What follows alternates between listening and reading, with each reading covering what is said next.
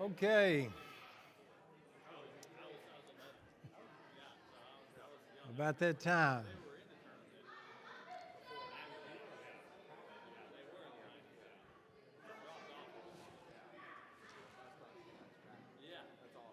Okay, let's get started if you don't mind.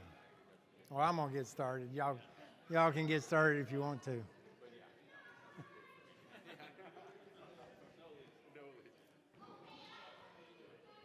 Hey, You shaved up. You cleaned up. I did. Huh? I did. Got you a razor? Yeah, That's good. How you been? Good? good. Okay, we're gonna get started tonight. We got a lot to cover. We've got one more week after this week, which means I've got to put it in gear to get done.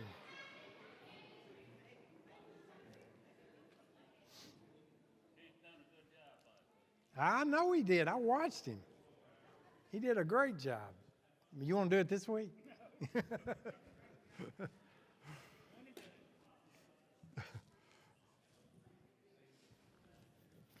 Okay, thanks for being here. Tonight we're going to cover three more heart feelings, emotions that are God-given that we can either use in a godly way, in a spirit-led way, or we can allow the flesh to take those feelings that we have and steer us in a wrong direction. The first one we're going to talk about is anger.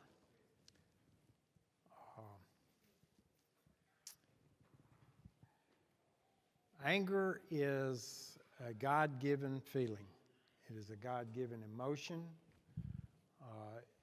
It is not bad because it came from God. However, first statement up here, if it leads to pride and depression or originates from pride or depression, then that is a litmus test that it comes from the flesh. If it originates from passion or leads to passion, it's spirit controlled. To give you to explain this a little bit more, if I am angry, I need to do some self-evaluation. I need to understand, why am I angry? Am I angry because I've been insulted or I feel like I've been wrong? Then that anger is probably coming from pride. If I am angry because a godly effort has been thwarted or undermined or is been talked bad about, then that is probably spirit controlled, as long as I am out of the picture. Make sense? So you have to be honest with yourself, as you do with all of these feelings or emotions, and you have to assess, okay, why am I angry? What's the source of my anger? Is it because I've been wrong, or I've been insulted, or whatever, or is it because a greater good has been thwarted, or then it's probably spirit controlled. And a great example of this, I think, is Jesus Christ. You see Jesus being angry when he steps into the temple. He's not angry because they've done him wrong. He's angry because they are doing his Father wrong. And they're misleading people. And so I think that's a perfect example. Joy and pride and depression, but depression doesn't necessarily come from the flesh. No, depression doesn't necessarily come from the flesh. It can come from pride. It can. Now, I gave a disclaimer the last time I taught this class, and that word, that D word was up there. People battle with depression for multiple reasons. Chemical imbalances. I am not suggesting that if you follow all of these principles that you can do away with your meds if you're on meds for depression. And I don't say that flippantly at all.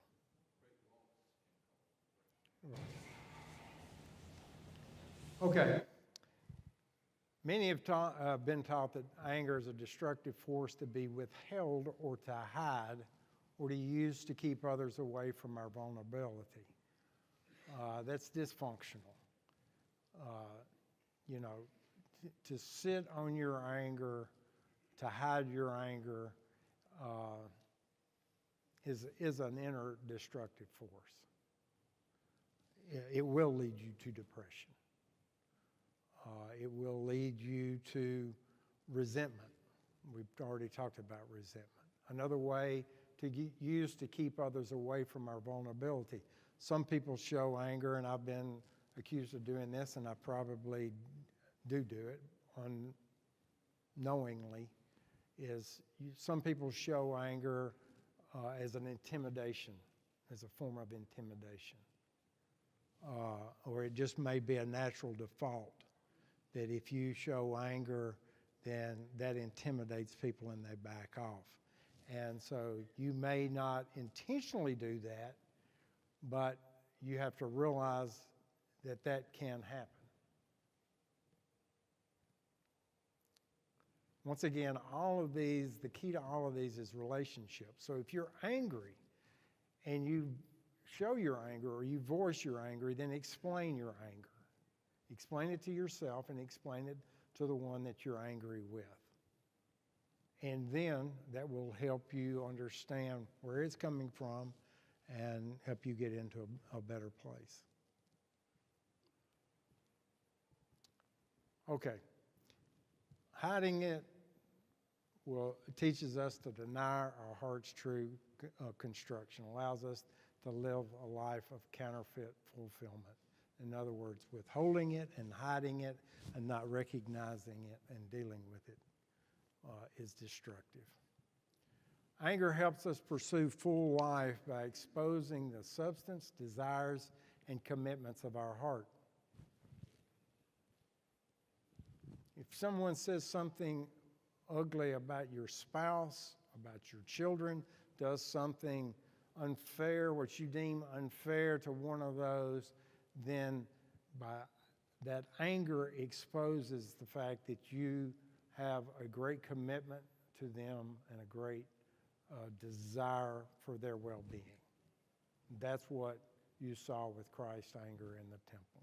In truth, anger is possibly the most important feeling we experience as emotional and spiritual beings because it's the first step to authentic living. It shows our yearning and hunger for life. It shows you're passionate about life. You remember the word passion was up there. So if you're passionate about life, if you're passionate about your children, if you're passionate about your work, if you're passionate about your spirituality, then that's going to be reflected, and sometimes it can lead to anger. But once again, you've got to self-evaluate. Is that truly what I'm angry about? Or am I angry because I was mistreated? Authentic anger is a caring feeling, telling us that something matters. Depression and pride express contempt for our passion and vulnerability. If it's all about me, then I'm not going to be vulnerable. If it's all about me, I'm only passionate about myself.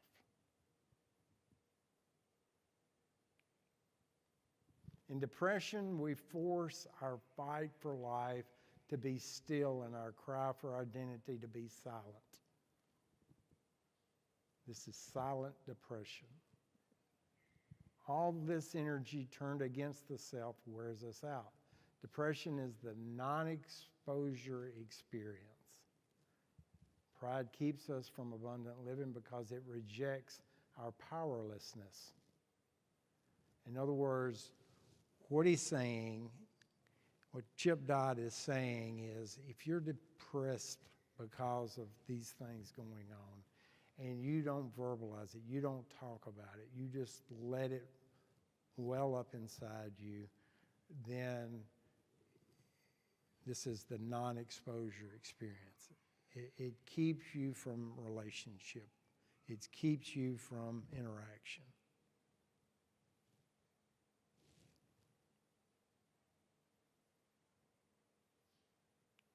Okay, I'm going to keep going until you want to talk and stop me. The last two hard feelings we're going to talk about are guilt and shame. Guilt and shame both are gifts from God. In a healthy heart, shame comes first and then guilt. Both are God-given feelings and should be understood and embraced for their purpose in our life. Shame tells me I am limited. I am mistake-ridden. I have some answers, but not all the answers. I need you to help me. I can't do this alone. We need each other.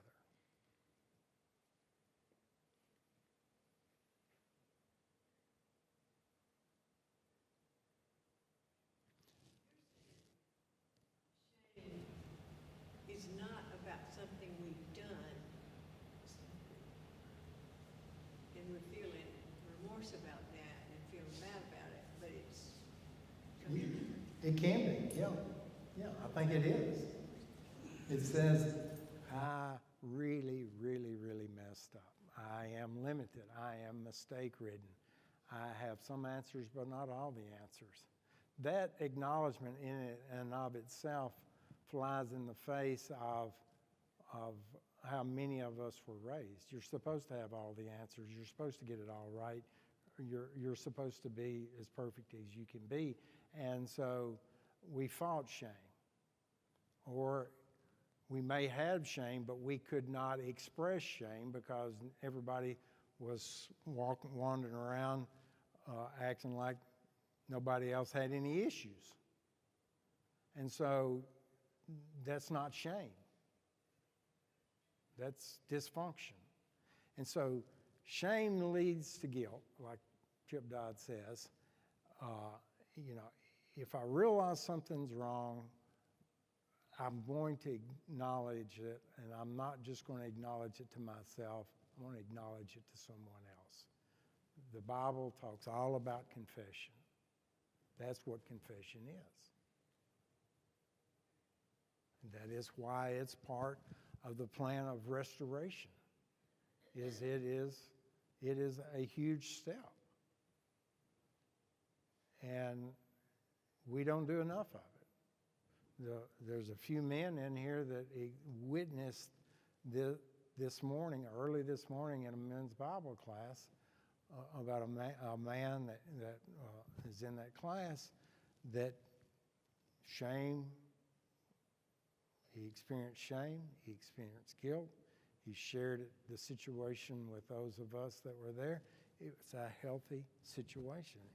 He says, by acknowledging what he's ashamed about, he's saying, I'm limited, I'm mistake-ridden, I'm sinful, I've got some things right, but I got a lot of things that aren't right. I need you to help me.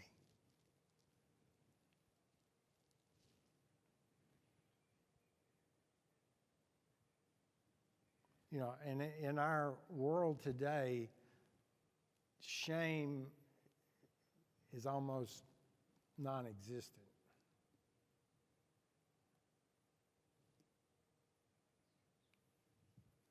Shame is the emotional and spiritual recognition of the potential to fail and do harm, to succeed and to love.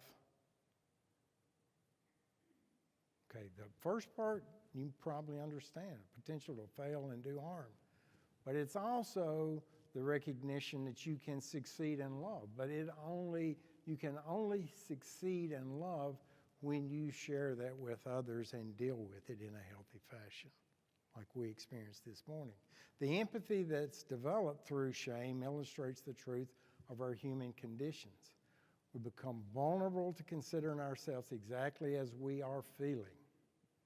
We're needing, we're desiring, we're longing, we're hoping creatures who succeed sometimes and fail a lot of times, who need every day, who desire great things, even though we fall short of finding them.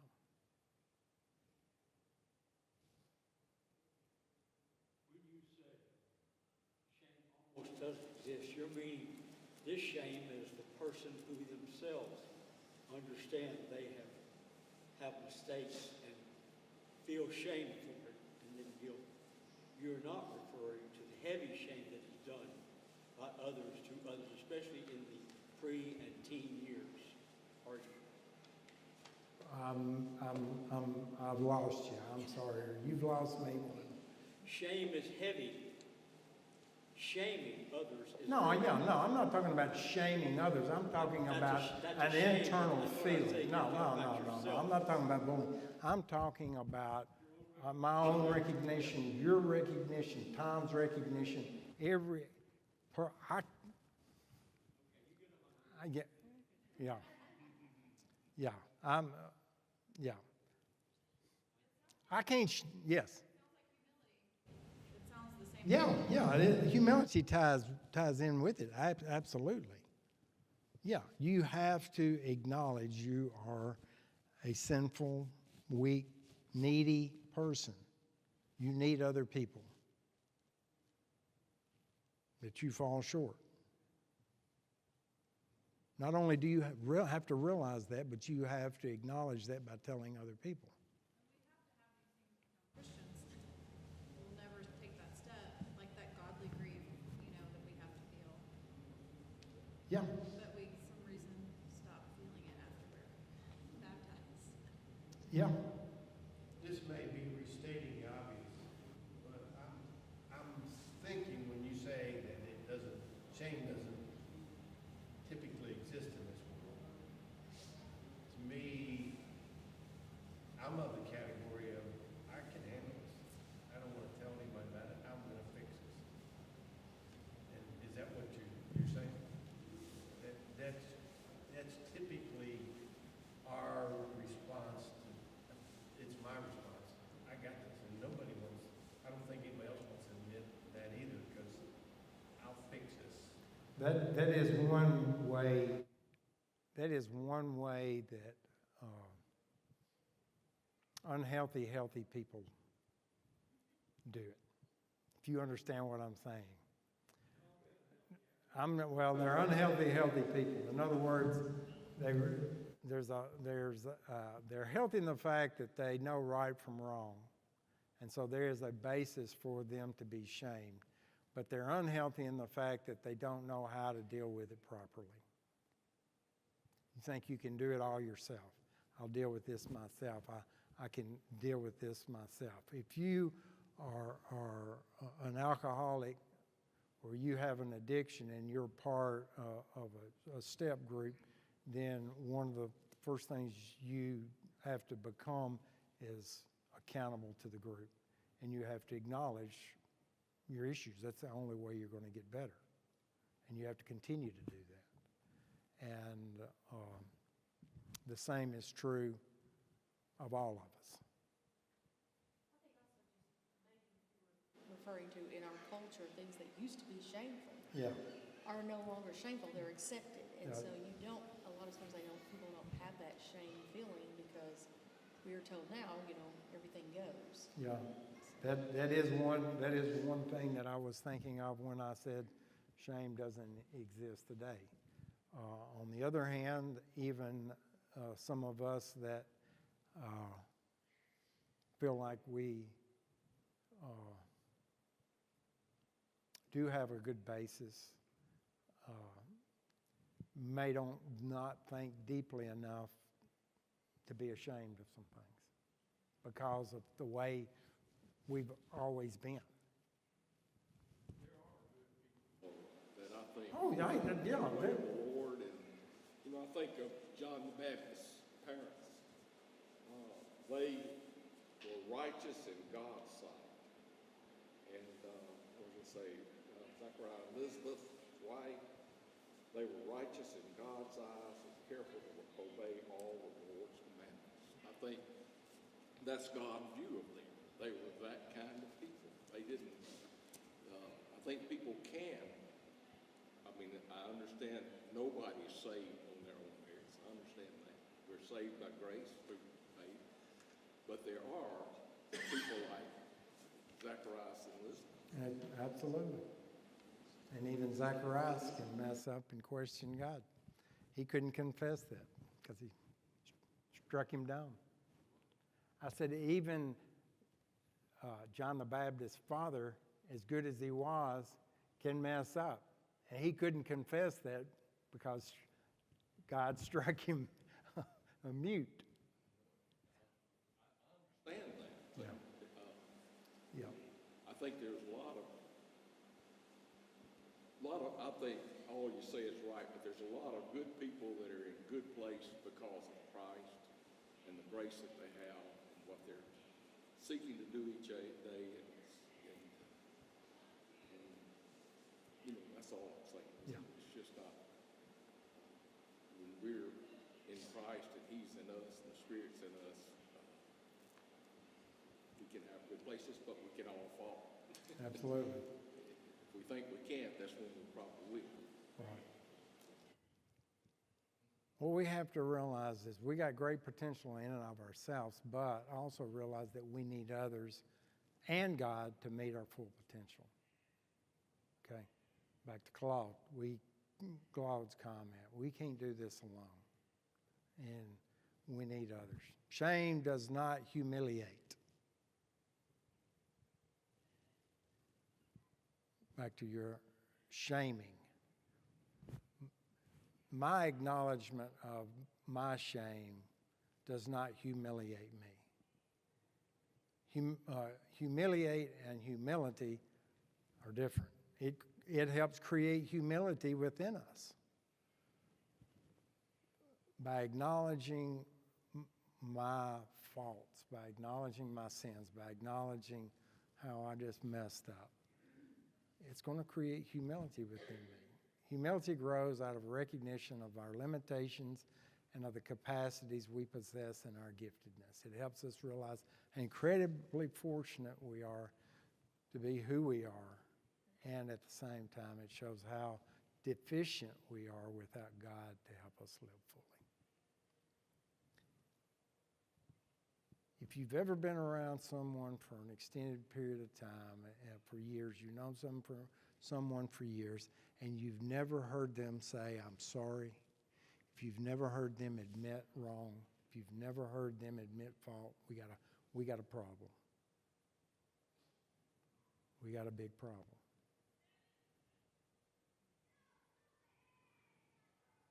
And so, and that is, you know,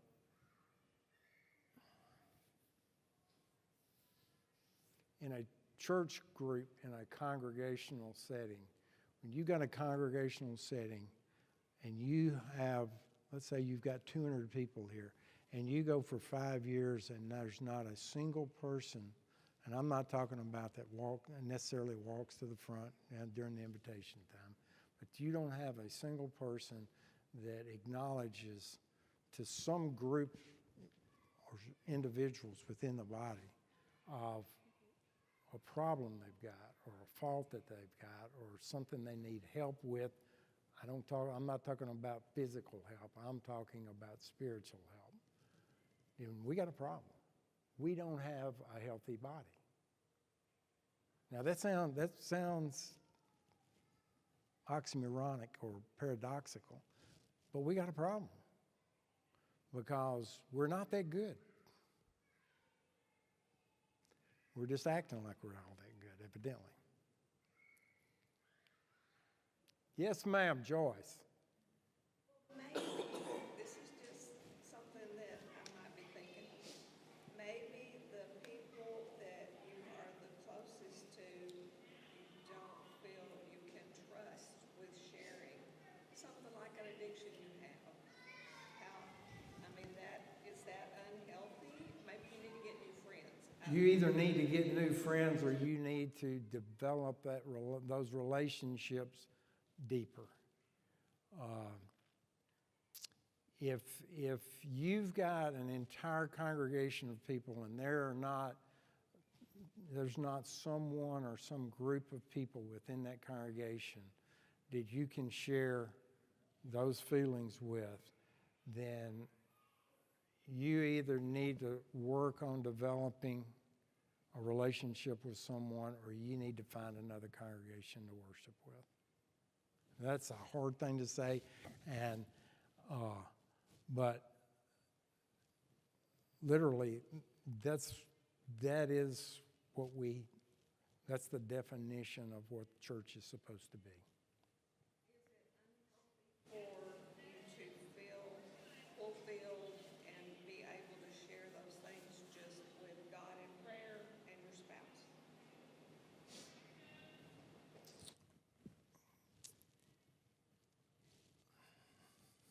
Someone want to answer that question? I'm not going to stand and judge. My answer, let me preface what I'm going to say. My answer is my opinion based on what I think I see in Scripture and my study of this subject.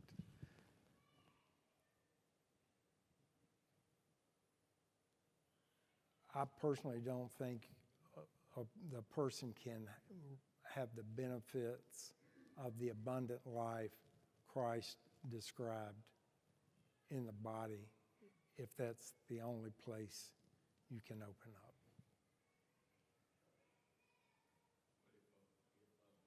If a man and woman can do that, that makes for a very healthy marriage. Oh, you definitely need to do that within your marriage. If you can't do that within your marriage, then you got a marriage problem.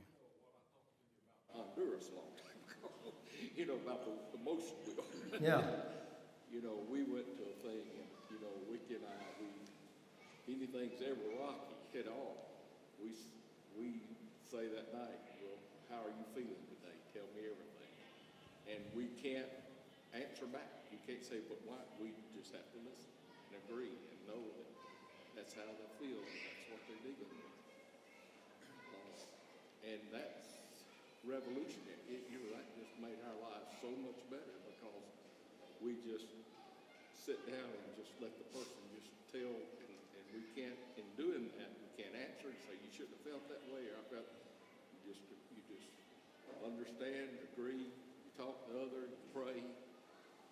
That can be a very healthy thing. We saw that in our lives, that we became much more vulnerable. Yeah. Yeah. And you're admitting it, you're hearing everything. Yeah. Yeah. Because there's no judgment. Yeah. And don't hear me wrong. I mean, the fact that I'm teaching this class and I'm teaching this subject, I'm not the expert in this in the fact that I exemplify this. Jenny will be the first to tell you that. Because I struggle with vulnerability. I can admit my wrongs. I think I do that a lot. But when it comes to other things, sometimes I'm like Claude. It's like, I'll deal with this myself. I'll just deal with this. So. Somewhere. You definitely got to have someone. You've got to have somewhere. And someone's is even more healthier. And the more someones you have, and the more someones I have, and the more someones Keith has, and they're a part of this group, the closer we're going to be. I couldn't quite make out her question. Would you mind saying it again, big man? Her question was, if I can only share these feelings with God and possibly my spouse, is that enough?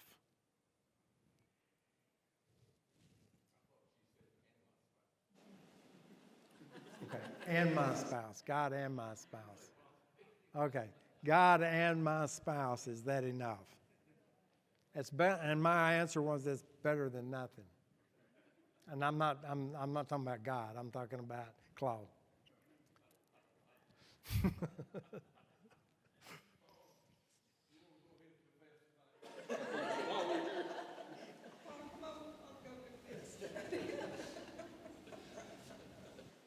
Okay, most of us don't fully appreciate the value of our giftedness until we have been broken by circumstances in life. In brokenness, we are offered the opportunity to see our powerlessness and neediness.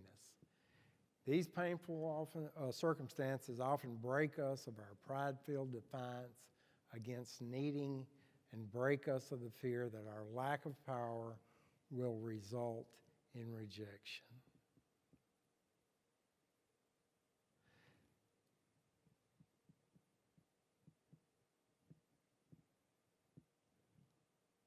In brokenness, we are offered the opportunity to see our powerlessness and neediness.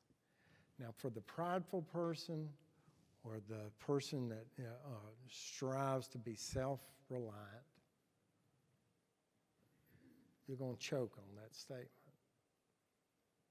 But it's a truthful statement, and they're living a lie to think that they're not powerless or needy.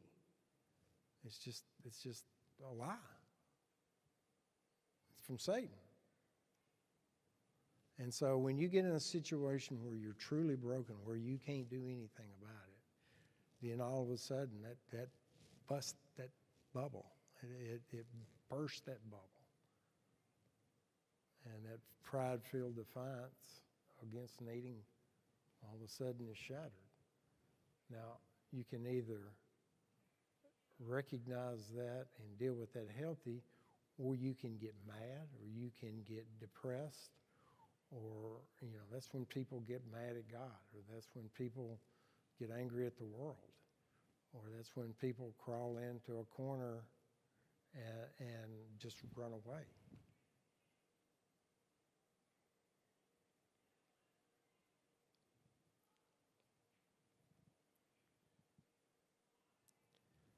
We've got to break this idea, this fear that we have that if I show that I am flawed, big time, raunchy flawed, that's going to result in rejection.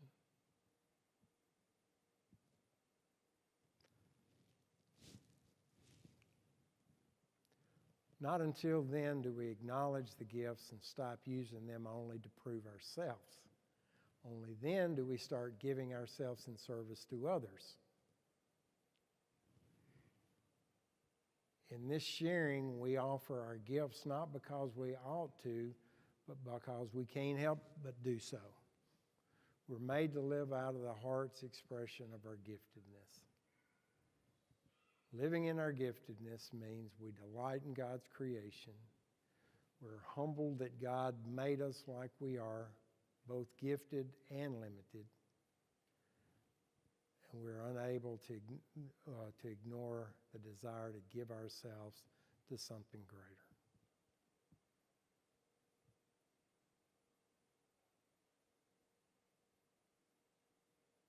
Does that make sense?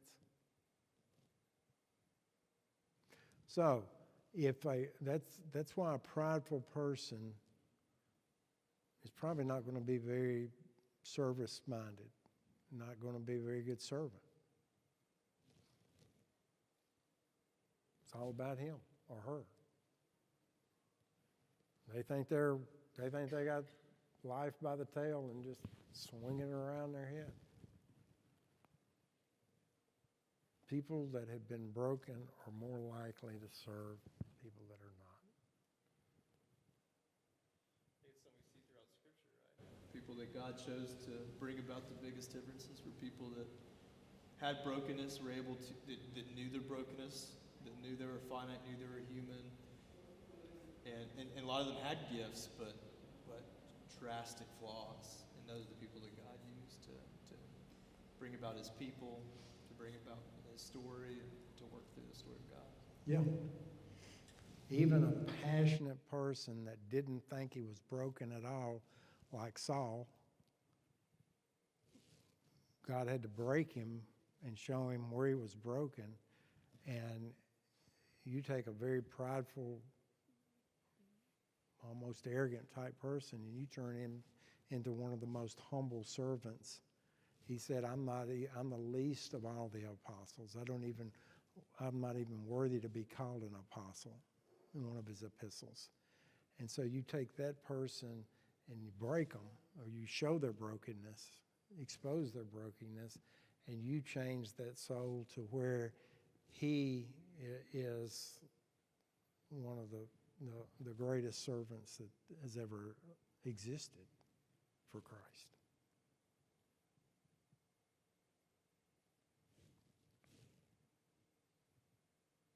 Yeah. In life is that men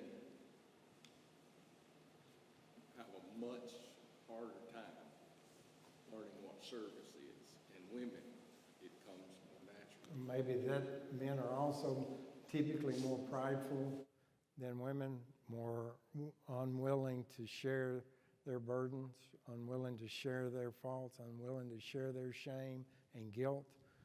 It's tied together, Tommy.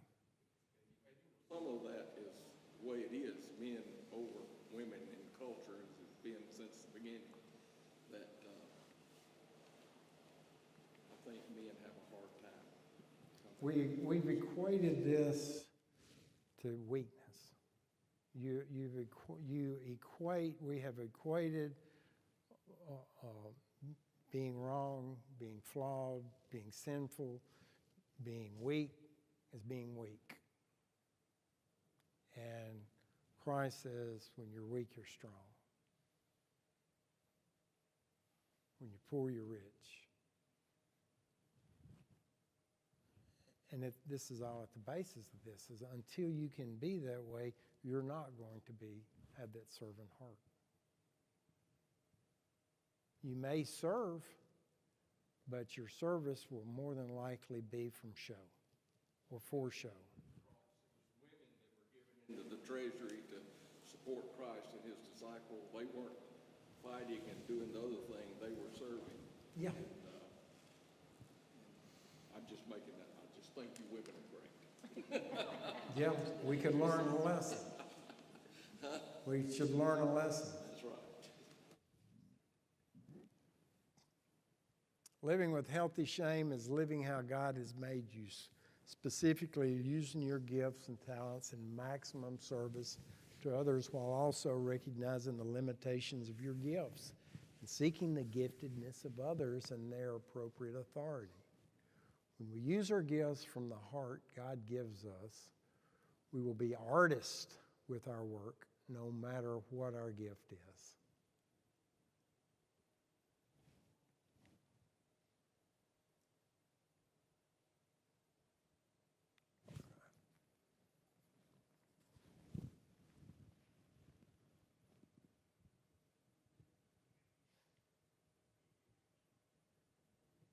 How easy is it for us to recognize the limitations of our gifts and seek giftedness of others and their appropriate authority?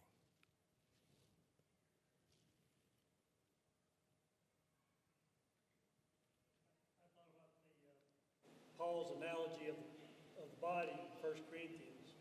The eye can't say to the hand, I have no need of you.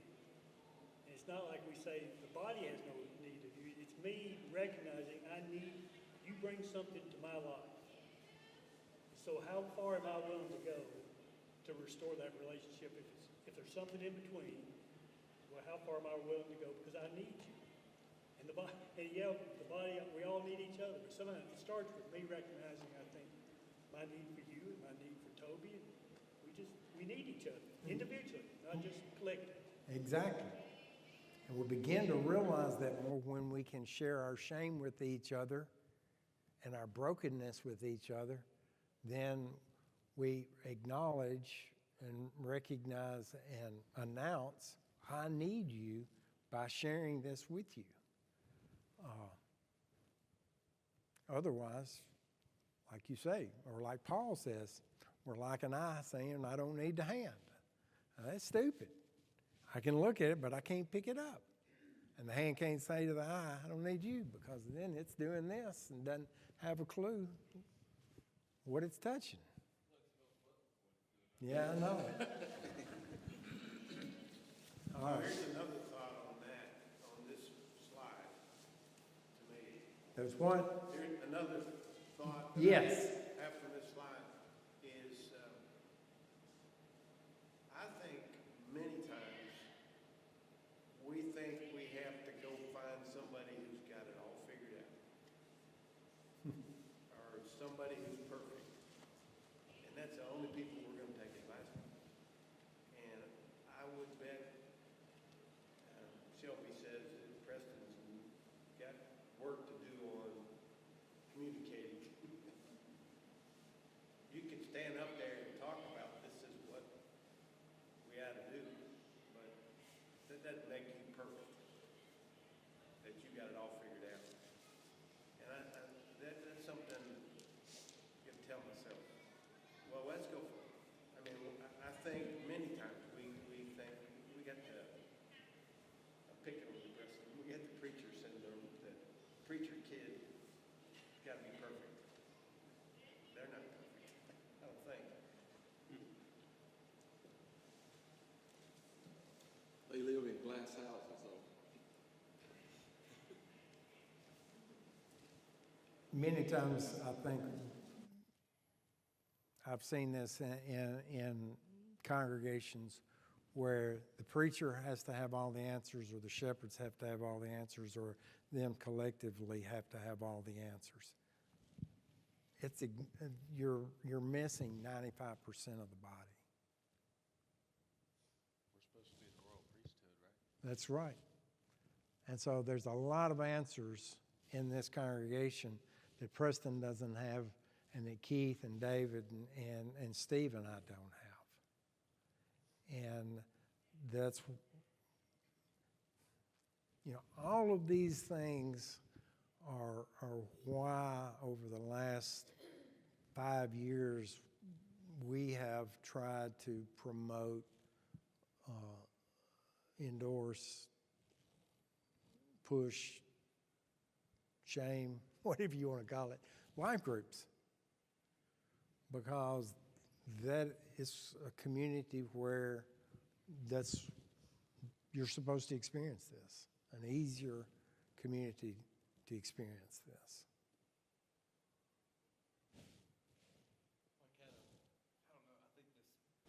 I think this goes together with my illustration, but I think there's an element of transparency and vulnerability with your brokenness that you're able to use that brokenness in your gift. I think a lot of the best music we get is when artists are able to tap into their brokenness and then use their gifts to express it, right? And I think ministry is a lot the same way, where if we're not vulnerable, transparent, we're missing the ability to utilize that for good and leverage it. But it's that transparency, that's vulnerability that can give us power to leverage that, just like happened this morning, right? And so it's a way of utilizing something that the enemy meant for harm that God can use for good. It's just our discernment and willingness and the Spirit working through us to do that. And that brings in the aspect that's represented here, or it's presented here, that when we use our gifts from the heart that God gives us, we will be artists with our work. And the next slide, I think, gives you the difference between a laborer, a craftsman, and an artist. A laborer produces using his hands, but isn't necessarily present in mind and heart. In other words, I may be out there and I can build a house, okay? And I've done it for so long, I can just get up there and I can just nail and cut, and I get the rafters all right, and hits the ridgepole perfect, and my bird's beak is perfect down there at my header. And it's perfect I don't even have to think about it. It just happens, okay? A craftsman uses his hands and mind to build but may not be moved by his heart, okay? I can be skilled in doing blacksmith work. I can take and I may be able to forge two different types of metal together and create a Damascus knife. And it's a knife that'll cut. And it's a sharp knife, okay? But I'm just making a knife.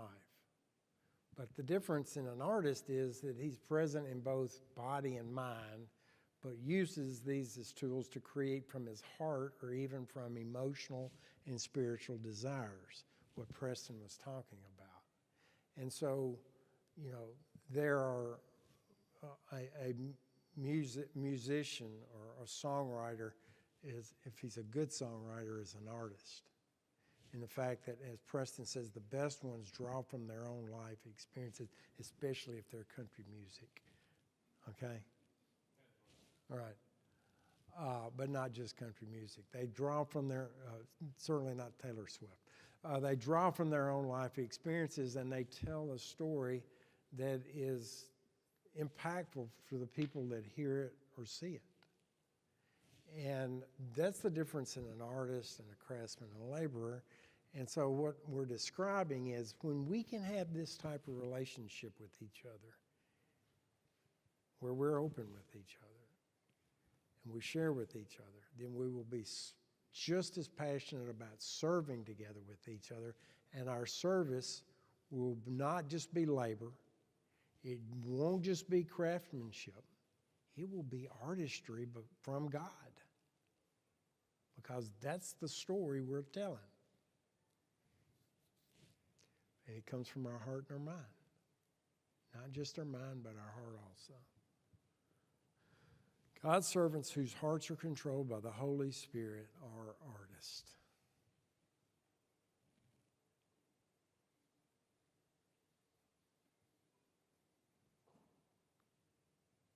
Isn't that a beautiful thought? A congregation of artists. Any humility there at all? There should be, because it doesn't originate in us. It originates from our brokenness, and that's what keeps us humble. Even in this confidence, shame helps us see our neediness for others. Here's how you keep from getting prideful. It propels us to work as a team of artists. What a powerful thought. The church is a team of artists that work together in service for others. Mark, you think this is what Paul might be saying in 1 Corinthians 6? Maybe. He says, don't you have people there that can help you adjudicate things? You have to go outside and do this and that. We're going to be judging angels, so why can't we help people and settle disputes in the church? Yeah. Yeah. We've tried to make it a law, if you will. We've tried to make all of 1 Corinthians a law, everything. And we even used to make the head covering a law. And I think Paul's writing is all about artistry. And he sums it up by the most beautiful thing is love. And if you get that right, you know, we've gone full circle. If you get that right, all this other stuff's going to come together. It's all going to work out, even adjudicating your differences with each other. So, absolutely, absolutely. Ephesians 2:10, for we are God's masterpiece. NLT says, He has created us anew in Christ Jesus so that we can do the good things He has planned for us long ago. But Our masterpiece that is still God's flawed. masterpiece, Yeah. Yeah. And absolutely. The impaired state of shame, not to end on a negative note, produced by the flesh equates humility with humiliation, failure with uselessness, and inability with worthlessness. See, this is where we get it right here. We're impaired. Equates humility with humiliation, failure with uselessness, inability with worthlessness. This type of experience makes toxic shame. It becomes so distorted that it becomes a hindrance to relationships rather than a bridge. In healthy shame, we say, I am limited, or I can't do this. I can't stand saying that, which leads us to ask for help. I can't stand saying that either. Can I, Jenny? I can't stand saying I need help, can I? She's seen me try to carry a 200-pound piece of furniture up the steps by myself just because I'm too boneheaded, too hard-headed, too impaired to go, I need help. And that's just the tip of the iceberg.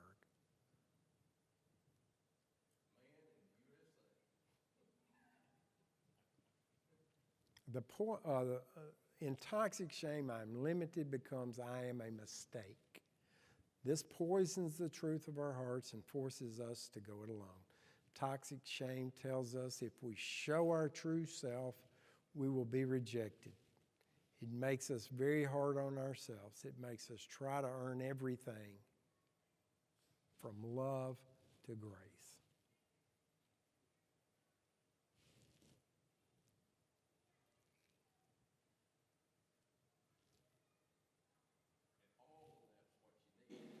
Be elected president. You just think about it. Everything that's wrong is what our politics have grown to be. Without admitting it. I mean, It's everything you see, it's just about. yeah. So, are we following our society or are we following this society? Are we following the old saying that men have to be strong, they have to be perfect, they have to be able to kill it, clean it, drag it home, on and on and on and on and on. Yeah. Yep.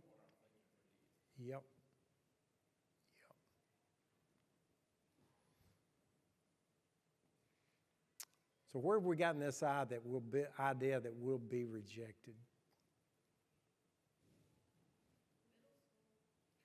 I mean, I'm terrified of raising boys right now because masculinity is toxic in our culture. And I don't want to raise them to wear their grandmother's cardigan sweaters and dangly earrings to fit in. Because that's what boys are dressing like now, apparently. But, I mean, this is how, if all men in our country acted like this, we wouldn't have such a thing as toxic masculinity. That wouldn't exist. That phrase would not exist. It probably wouldn't exist. I'm probably going to jump right over the cliff on this statement. I don't think we would be struggling with our gender identity as much as our society is struggling with it. This is the way that men have been portrayed in movies and all sort of any media. Men are strong, men are brave, men don't need help carrying 200 pounds up stairs. They need apparently a team of EMTs to carry them out in an ambulance, though. And so, this is something that if we could get this straight, then we wouldn't have men being blamed for being toxic with their masculinity because, women do see this impairment. They do. And we blame All the them. wives in here are shaking their necks are just about to break. They're all shaking their heads. It's scary also to teach my boys. I mean, I don't really even know how to teach them because they're only hearing my voice while they're with me, and they're hearing 200 or 300 other voices all day at school. And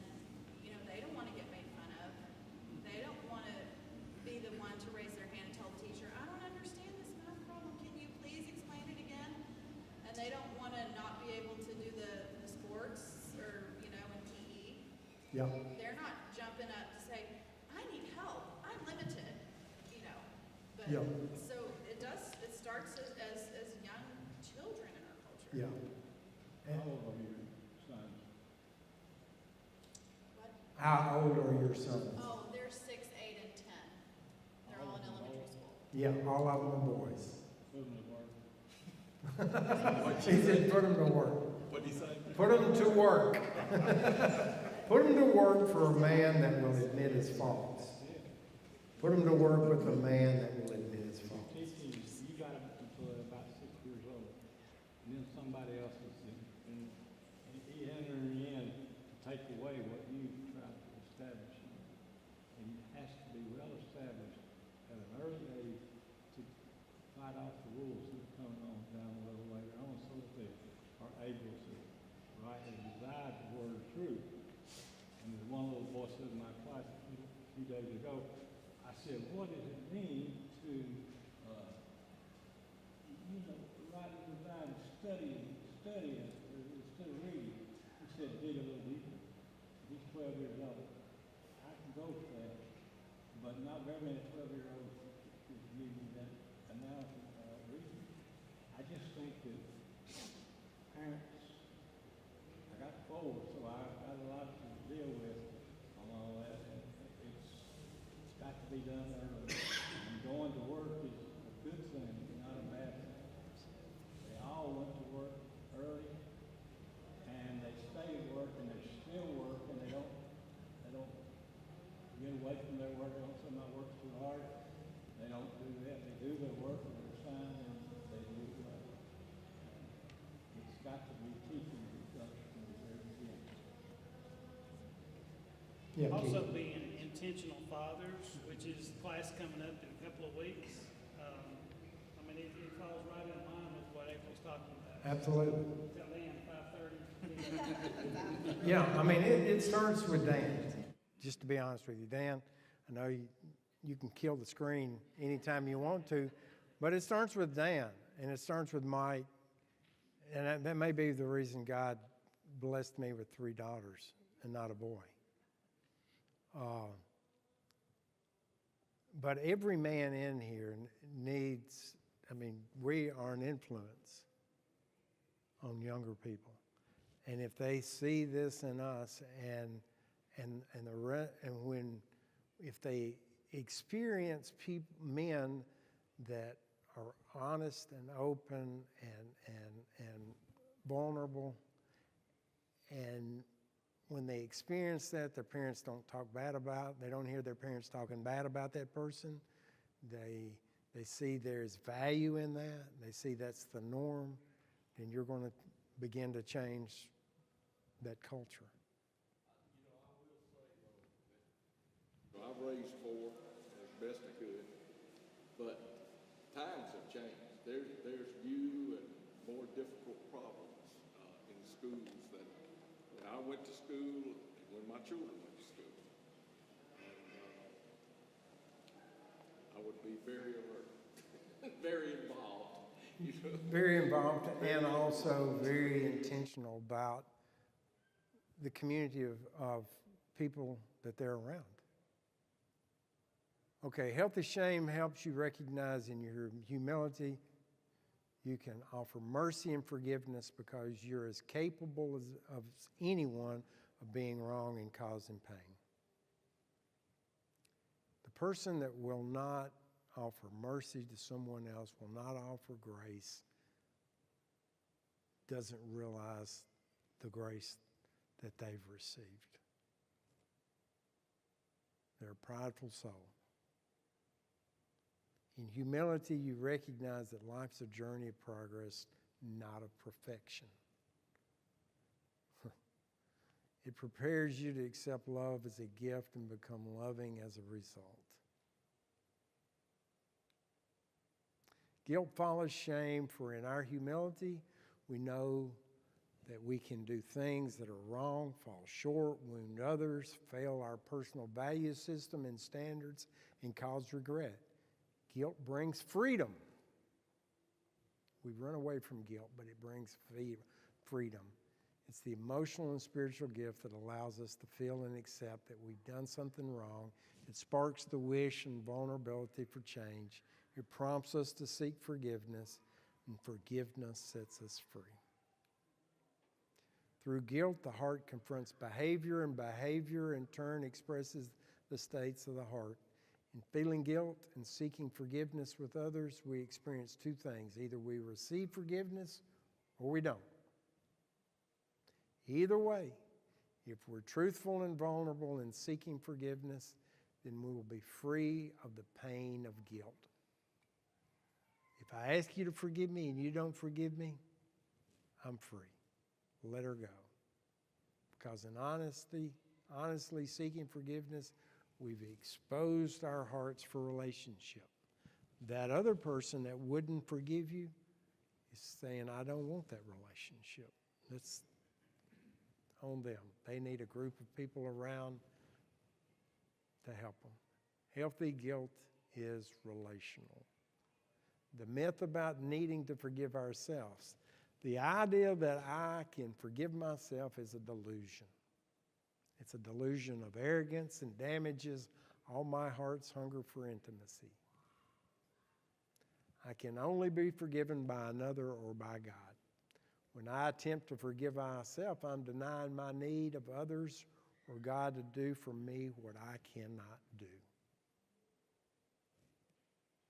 Okay? All right, we're going to have to stop there. I don't know how many more slides I got left. 1, 2, 3. Oh my, 3. So we'll pick up with the last 3 slides, finishing up guilt and shame, and then we're going to move into a summation of this. And if you've missed classes, next week is one you don't want to miss because you're going to have a takeaway. You're going to have a takeaway. It's going to be a test. Am I living by the Spirit or am I living by the flesh? Am I living by the law or am I living by the Spirit? If you're living by the law, you're in dysfunction. You're in an impaired state. If you're living by the flesh, you're in an impaired state. If you're living by the Spirit, we're in a gifted state. So we're going to give a test. He'll give you a list of things to ask yourself. Okay, any questions? Final thoughts. Sorry to hold you over. It's Keith's fault. Well, it's good. Let's talk about it. See, that's how good relationships form. All right. Thanks so much. I hope you have a great rest of the week. I'll see you next week, and hope to see you Sunday. Don't forget Sunday. We got a special thing planned Sunday. We're going to walk around and pray, and then have a fellowship meal and communion, and I hope you'll all be here. All right? Thanks a lot.